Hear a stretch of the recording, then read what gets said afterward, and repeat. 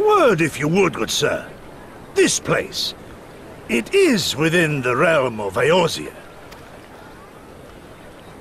You're an odd-looking fellow, aren't you? Still, takes all sorts, I suppose. This here's Vesper Bay. Thanalan's door to the ocean, as some folk like to call it.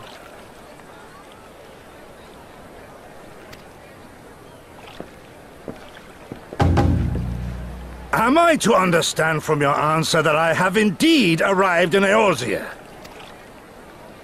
Eh? Yes? You're in Eorzea? Ah! A plain response at last, and the one I wanted at that. My journey was not without its hardships, and I would sooner travel by land than put to sea again.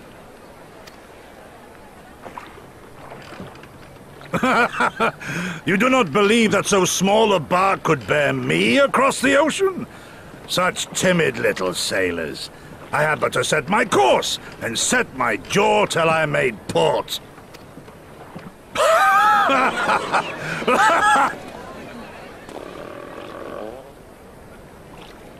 Though, 'twould perhaps have been wise to lay down my oars a moment to sup on more than the spray of brine water. But, nay, I will not hearken to the feeble grumblings of an empty belly. Duty comes before all.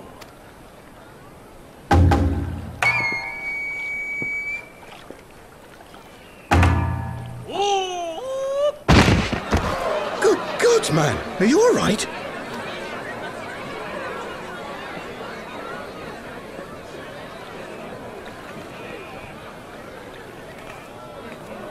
Thou art far indeed from home, friend.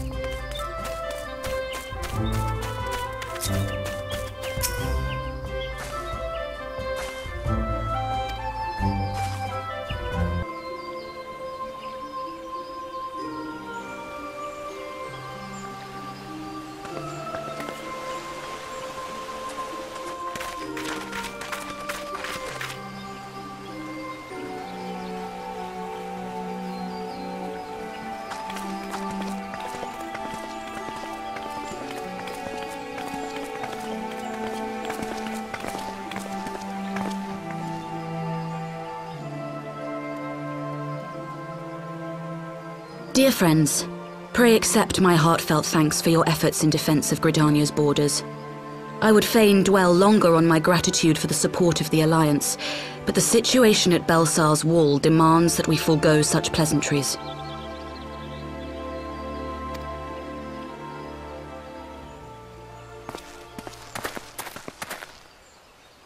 According to our most recent intelligence, the cocoon of light that formed in the air above the wall remains undimmed and unbroken. After measuring the cocoon's etheric concentrations, Archon Y'shtola has confirmed the presence of a primal entity.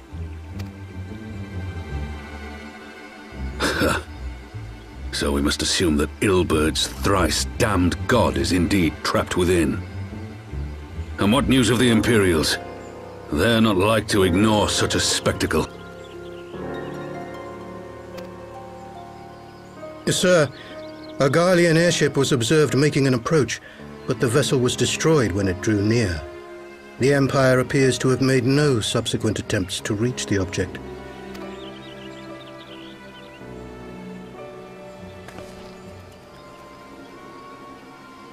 The soldiers who witnessed the incident spoke of a lance of light issuing from within the cocoon, of an entire warship being reduced to smoking ruin in the space of a moment.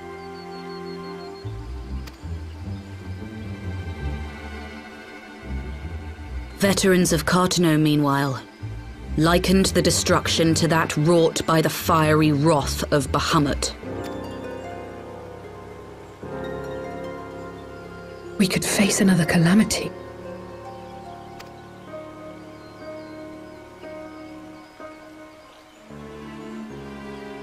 So the Primal is awake then? Contained, yes, but for how long? We must destroy it now, lest it break free. Agreed. There is, however, the small matter of how to get close enough to a being that swats warships from the sky as you would a bothersome gnat.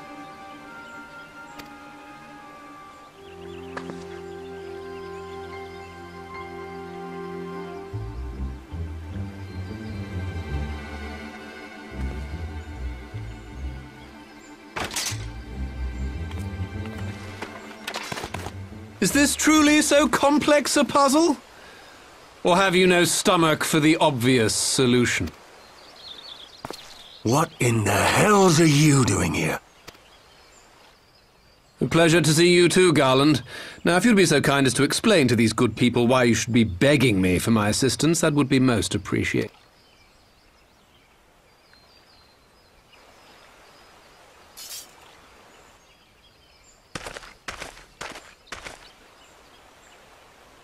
Who is this man?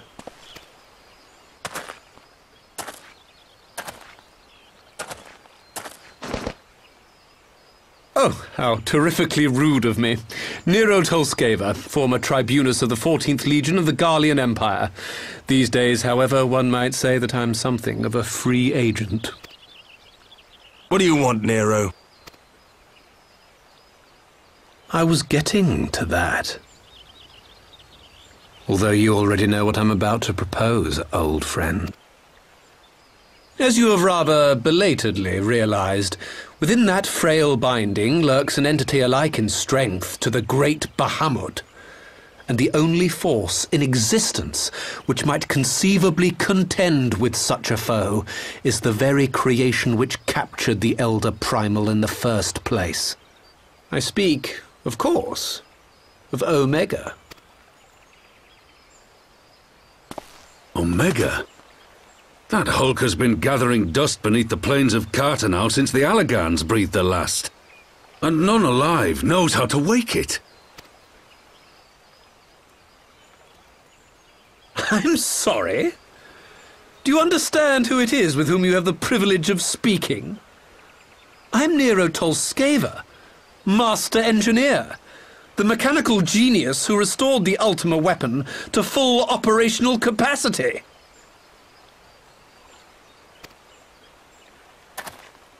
And as luck would have it, I am graciously offering you the use of my considerable expertise. And what, you just expect us to accept? You're a fool if you think your deeds at the Crystal Tower are enough to win my trust, Nero. Trust? You wound me, Garland. All those years, studying side by side at the Academy, sharing both trial and triumph, we were countrymen once, you and I. But sentiment aside, have you a better solution? Or do you mean to send in your vaunted hero there, as you always do, and pray the world is not engulfed in flame?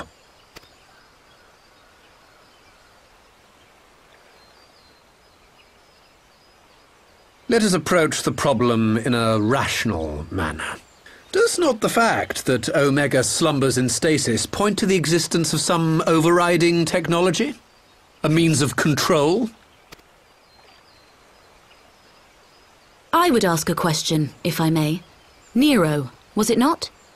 In the event that we succeeded in using Omega to shackle the Primal in the manner you propose, what then would become of it? Do we not risk repeating the mistakes of the Allagans? Omega is but a tool. How we choose to employ that tool is entirely up to us. Of course, if you would rather leave it buried beneath Contato while you continue your petty squabbles above, then I suppose that is also your choice. Spare us, Nero. The Seedseer's concern is a valid one. He who controls Omega wields the power of the gods, the very power which led the Allagans to destroy themselves. And does it not fall to we engineers to prevent such misuse? What was your company's proud slogan? Freedom through technology? A creed you follow, is it?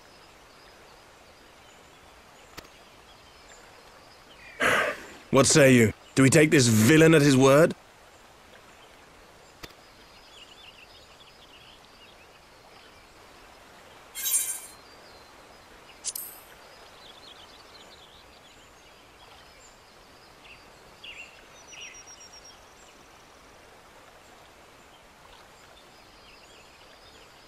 He makes me grind my teeth, is what he does. But I suppose we don't have much of a choice.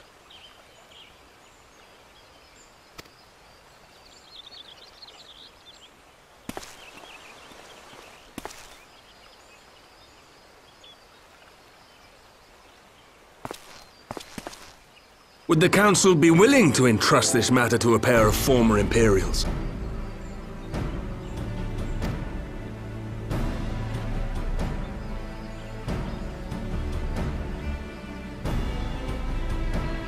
Yes. The task of restoring the Allagan relic will be yours. But the responsibility for its reawakening must remain with the Council. Do we condone this course of action?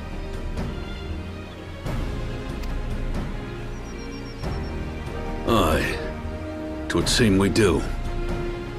Let the record show that we invest this contingent with the authority to enter Contato and take command of Omega.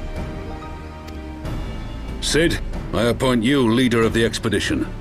Scions, I would ask that you assign some few of your number to escort Master Garland and supervise the other one.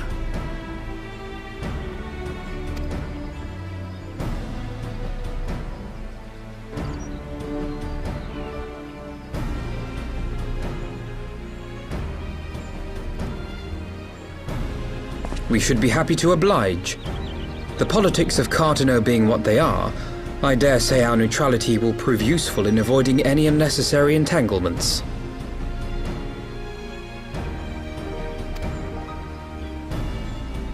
If I am not mistaken, Doma occupies a similarly neutral position. Might we not persuade you to join the expedition, Lady Yugiri? If you suspected any foul play from Nero, you would be welcome to kill him.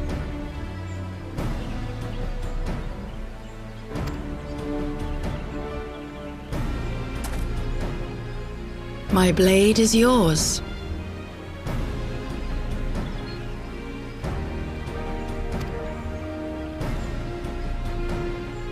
Not a moment's hesitation, eh? You'll forgive me if I do not shake your hand.